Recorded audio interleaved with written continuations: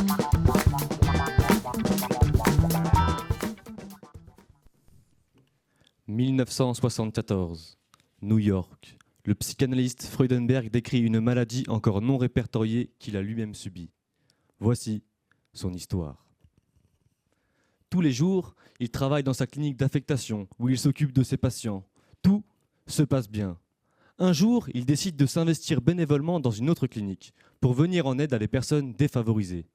À la suite de cela, chaque jour, il va dans sa clinique d'affectation, puis dans l'autre clinique. Chaque jour, il aide des hommes et des femmes autant qu'il le peut. Chaque jour, il effectue une double journée. Chaque jour, il met un pas de plus dans l'épuisement physique, dans l'anxiété, dans le renfermement, dans la perte d'intérêt et dans le déni. Chaque personne ici a été, sera ou est actuellement en contact avec une personne dans une situation similaire, une situation de burn-out. Toi, et moi, genoux sans stresser.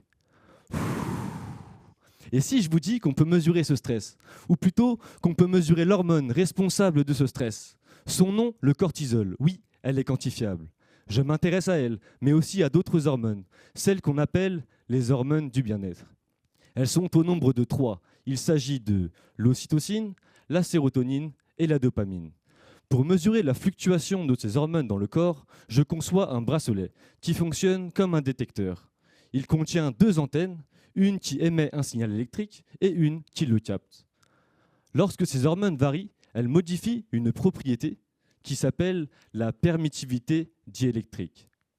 Ce changement provoque une perturbation sur le signal électrique généré par mon bracelet. En comparant 2 signaux, je peux mesurer cette variation électrique. J'obtiens ainsi une corrélation entre la variation d'hormones et la variation électrique.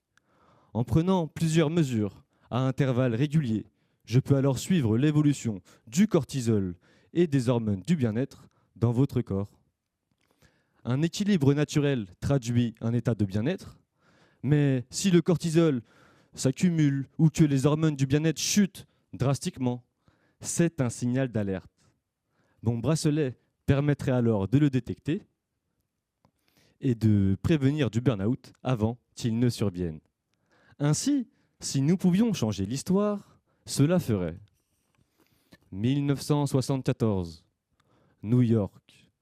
Le psychanalyste Freudenberg décrit une maladie encore non répertoriée qu'il a lui-même subie.